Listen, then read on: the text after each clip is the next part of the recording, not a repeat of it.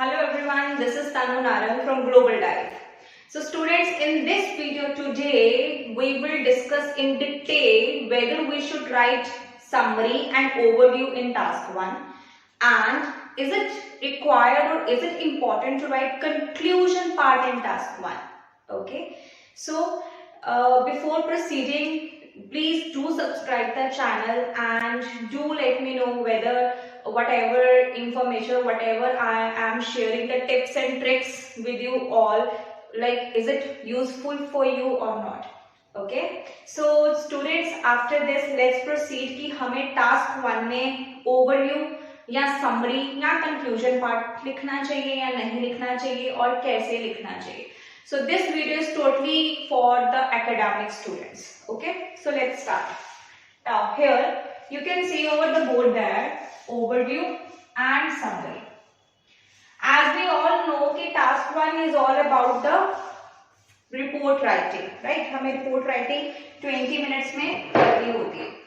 And in how many words? That must be 150 to 180. Okay, so after this task 1 में we don't need to explain each and everything. जो भी data दिया होता है, जो graph दिए होते हैं, डायग्राम्स दिए होते हैं, हमें हर एक चीज को एक्सप्लेन नहीं करना होता है स्टूडेंट्स. हम लोगों को सिर्फ हाईलाइटेड पॉइंट्स को डिटेल में लिखना होता है, या जो कंटेंट आई कैचिंग होता है या जो कंटेंट आपको लगता है कि इससे मतलब जो मेन पॉइंट्स है वो कवर हो रहे हैं सारे रिपोर्ट के, you just have to mention that. So students don't write each and everything. Like sometimes क्या होता है, बार ग्राफ में मल्टीपल कंपोनेंट्स होते हैं, मल्टीपल मेंशन किया होता है एक्स एक्सिस में, वाई एक्सिस में. You don't need to explain each and everything. Just highlighted content को आप लिखिए और मेन पॉइंट्स हैं जो ग्राफ की, जो रिपोर्ट्स में, जो डायग्राम्स में गिवन है, आप वो लिखिए. Okay, and after that now here हम लोग बात कर रहे थे ओवरव्यू और समरी की. Now but before that let's talk about conclusion. अब ना there are many students who usually ask, ma'am, whether we should write conclusion in task 1 and if not then why not. So students, conclusion क्या होता है? Conclusion होता है किसी point को conclude कर देना with your opinion. Okay, so conclusion is किसी बात को खत्म कर देना, like this and this happened so we should do this to overcome that. Okay, this is the conclusion. मैंने कंक्लूड कर दिया topic. Okay, but after that क्या होता है, हम लोग टास्क 2 में कंक्लूजन लिखते हैं. क्यों लिखते हैं? क्योंकि हमें वहां पे अपना ओपिनियन देना होता है. लेकिन टास्क 1 में we are not allowed to give our opinion, so therefore conclusion is not required. हमें conclusion नहीं देना होता है टास्क में. अब बात करते हैं ओवरव्यू और समरी की, कि ओवरव्यू और समरी में डिफरेंस क्या है, ओवरव्यू में और समरी में डिफरेंस क्या होता है. तो स्टूडेंट्स, व्हाट वे इज, सबसे पहले तो ये चीज ध्यान रखिए कि चाहे आपको ओवरव्यू देना है या समरी देनी है, you are not allowed. अब जो समरी होती है, समरी क्या है, it always comes in the end of the task 1, right. जैसे कि हम लोगों ने summary will always come in the end. Okay, और जो ओवरव्यू होता है, overview is overall statement that we have to give along with the intro part or in a separate passage. तो वो हो गया overview and summary. Now one more important thing is, चाहे आप लोग summary लिखो चाहे overview लिखो, but always keep this thing in your mind that never give data. आपको कभी भी डाटा जो यहाँ पे इन द फॉर्म ऑफ, चाहे वो नंबर्स हैं या कुछ भी है, you are not allowed to give your data in overview and summary. Okay, तो ऑलवेज ट्राई करो कि आप ये बताओ कि ट्रेंड कैसा है. यू कैन राइट, लाइक आप लोग अपना ओवरव्यू या समरी में ये बता सकते हो whether the trend is in upward और downward, inclining or declining, increasing, decreasing, highest, lowest.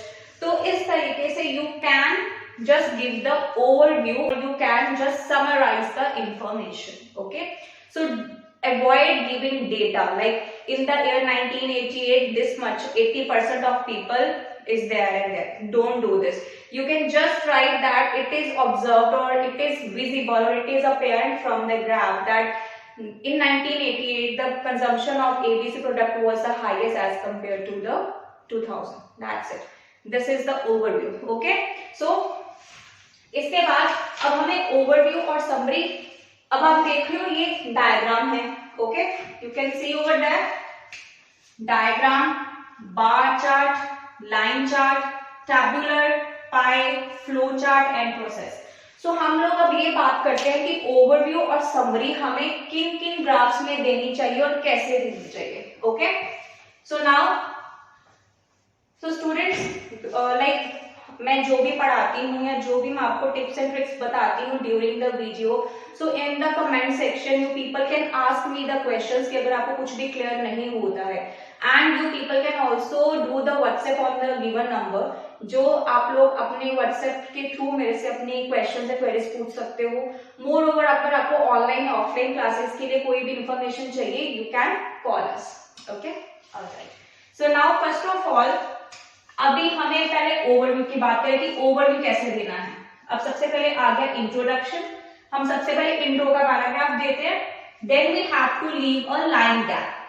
Then we will write overview. Again we will leave one line gap. Then body paragraph 1 and body paragraph 2. ये हो गया हमारा क्या, overview. अब हम बात करेंगे समरी. समरी कैसे देते हैं. समरी इज, हमने पहले दिया इंट्रोडक्शन, देन एक लाइन का गैप छोड़ेंगे, body paragraph 1, body paragraph 2 and then summary. तो गाइस ये हो गया समरी. अगर आप जब आप एंड में देते हो तो that is the summary. If you right along with the introductory paragraph or after the introductory paragraph then it will be that, तो वो आ जाएगा ओवरव्यू. अब ओवरव्यू में हम लोग क्या बताते हैं, ट्रेंड बताते हैं, डेटा बताते हैं कि ओवरव्यू या ओवरऑल चल क्या रहा है पूरी रिपोर्ट राइटिंग में. राइट, अब जैसे है बार ग्राफ. बार ग्राफ क्या होता है, यू कैन सी ऐसे होते हैं बार ग्राफ. तो यहाँ पे क्या होता है, और line chart could be like that. Okay, this is a line chart. अब क्या होता है, bar chart and line chart is quite similar. तो हम लोग ना यहाँ पे like we can not write the exact location या एग्जैक्ट नंबर या परसेंटेज नहीं पता कर सकते. तो यहाँ पे you people can use the other vocabulary like approximately this and this, near about this and this, almost this, double two this, twice of this. Right, तो इन चीजों में हम लोग कैसे बोल सकते हैं कि whether the percentage of ABC is inclining or declining, it is in the upward trend or the downward trend, highest or lowest. Okay, तो यहाँ पे you can write the overview या summary. आप लोग बार ग्राफ में, लाइन ग्राफ में overview और summary दे सकते हो. अब टेबल क्या होता है, टेबल लाइक दिस टैबुलर. जो टैबुलर चार्ट होते हैं, अब यहाँ पे भी डेटा गिवन होता है, तो इस केस में भी you can give overview and summary. right, अब पाई चार्ट क्या होता है, pie chart is in the form of circle. Like ये कमोडिटीज हो गई, ये ऐसे हो गया एंड ये ऐसे करके, तो this is a pie chart. Again the number is given. अब यहाँ पे भी आप दे सकते हो अपना ओवरव्यू भी और summary. Okay, now in the flow chart. Flow chart क्या है, फ्लो चार्ट कुछ स्टेप्स होते हैं जो ऐसे इस केस में बने होते हैं. राइट, तो this is the flow chart. तो ये कोई कुछ भी हो सकता है कि प्रोसेस ऑफ रिक्रूटमेंट. राइट, तो इन दिस वे. और प्रोसेस चार्ट क्या होता है, प्रोसेस चार्ट एक साइकिल हो सकता है किसी चीज का जिसमें स्टेजेस होती हैं. अब इस केस में क्या है, इस केस में we can not write overview and summary. हम फ्लो चार्ट में या प्रोसेस चार्ट में समरी या ओवरव्यू नहीं लिख सकते हैं. यहाँ पे we can just write that there are multiple stages given in the process chart. All are vital, all are important, or all are essential. And in the process and in the flow chart, we can write there are multiple stages. a person has to pass, before recruiting of this particular company.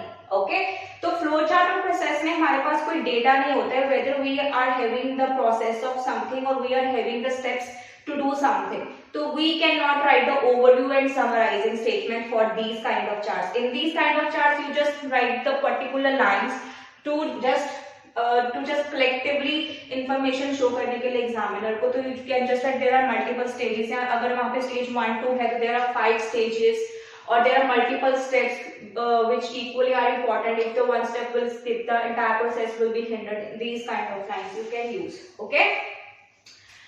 तो diagram के case में भी आप overview summary लिख सकते हो. इस case ये फॉलो कर सकते हो डायग्राम में, क्योंकि डायग्राम में क्या होता है, हम लोगों को पहले आइडेंटिफाई अगर कर ले तो वी कैन नॉट अगेन हमारे पास डेटा नहीं होता है, but we can come to know in the end that कि ये चीजें यहाँ पे रिवैम्पिंग हुई हैं या ये चीजें रिप्लेस हुई हैं इससे लेके.